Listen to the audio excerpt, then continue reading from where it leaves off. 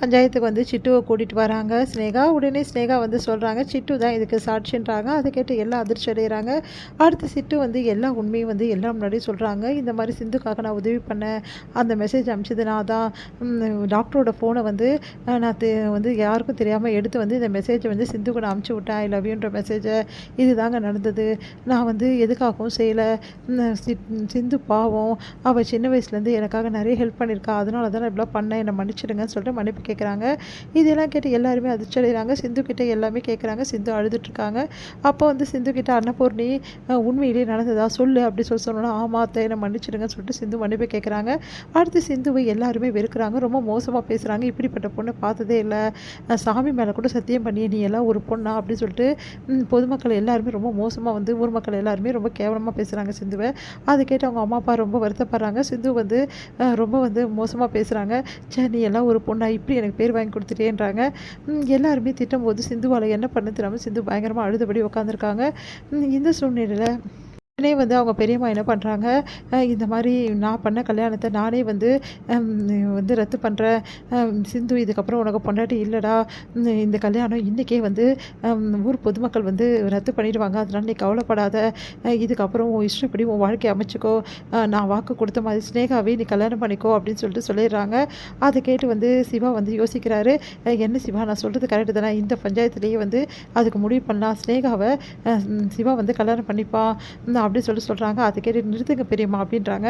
அதை கேட்டு அவங்க பெரியம்மா அதிர்ச்சி என்ன பெரியம்மா எப்போ பார்த்தாலும் என் முடிவை நீங்களே எடுத்துகிட்ருக்கீங்க, அப்போ நான் எதுவும் எடுக்கக்கூடாதா, நான் எதுவும் சொல்லக்கூடாதா, இல்லைப்பா உனக்கு தான் ஸ்னேகாவை ரொம்ப பிடிக்கும்ல, நீ ஸ்னேகாவை விரும்பினல, அதுக்காக தான் ஸ்னேகா கல்யாணம் பண்ணிக்க சொல்கிறேன் அப்படின்னோடனே இங்கே பாருங்கள் பெரியம்மா, நீங்கள் ஆல்ரெடியே வந்து ஒரு தப்பான முடிவை எடுத்தீங்க, அது என் பெரியம்மான்றதுக்காக நானும் வந்து அமைதியாக இருந்துட்டேன், ஆனால் இப்போ நான் அமைதியாக இருக்க மாட்டேன், என் வாழ்க்கையில் சம்மந்தப்பட்டிருக்க தயவு செய்து இதுக்கப்புறம் என் வாழ்க்கையை என்கிட்ட விடுங்க.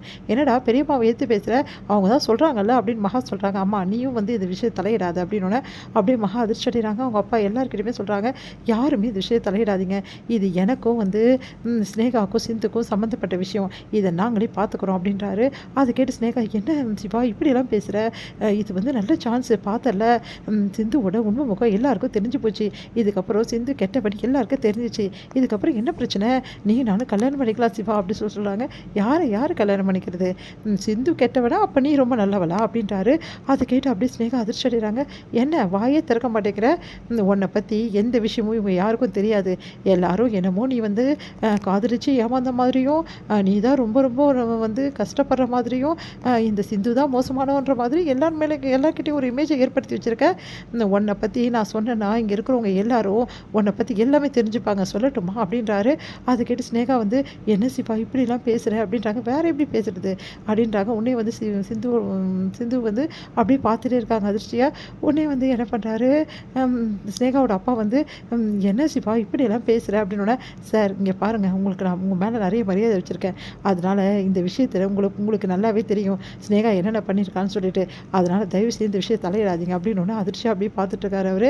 இங்கே பாருங்கள் எல்லாருக்குமே சொல்கிறேன், ஸ்னேகா சிந்துவோட அதிகமான துரோகத்தை எனக்கு பண்ணியிருக்கா, அதனால் ஸ்னேகா என் மனசில் இப்போ கிடையாது, அவளை நான் கல்யாணமும் பண்ணிக்க மாட்டேன், என் மனசில் இப்போது ஸ்னேகா இல்லை, தயவு செய்து எல்லோரும் புரிஞ்சுக்கங்க அப்படின்னு அதிர்ச்சி அடைகிறாங்க எல்லாரும்.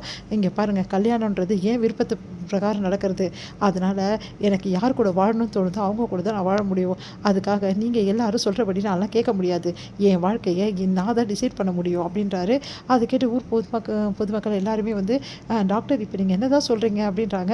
இங்கே பாருங்கள் நான் யாரை கல்யாணம் பண்ணிக்கணுன்றது என்னோட சொந்த விருப்பம், அது யாருக்காகவும் நான் மாற்றிக்க முடியாது, என் பெரியம்மா சொன்னாலும் சரி இந்த ஊர் மக்கள் சொன்னாலும் சரி அதை நான் ஏற்றுக்க முடியாது, அதனால் நீங்கள் சொல்கிறதெல்லாம் நான் கேட்க முடியாது, எனக்கு சிந்து துரோகம் பண்ணியிருக்கா நீங்கள் தான் சொல்கிறீங்க, சிந்து என் மேலே இருக்க அதிக அன்பால் தான் இப்படி பண்ணா, அவள் இந்த உண்மையை ஒத்துக்கணும் தான் நினச்சேனே தவிர அவளை தூக்கி போடணும் நான் என்றைக்குமே நினைக்கல, அதனால் தேவையில்லாமல் எல்லாரும் வந்து சிந்துவை அறுத்து விடுங்க, அவரோட தாலி எடுங்க, இப்படிலாம் பேசாதீங்க, சிந்து என்றைக்குமே எனக்கு பொண்டாட்டி தான், அது என்றைக்குமே மாறாது, சிந்துக்கு நான் தண்டனை கொடுக்க நான் விரும்பலை, அவளை மன்னிக்க தான் விரும்புகிறேன், ஆனால் அந்த ஸ்னேகாவை என்னால் ஏற்றுக்க முடியாது அப்படின்றாரு. அதை கேட்டு எல்லாருமே அதிர்ச்சி அடைகிறாங்க.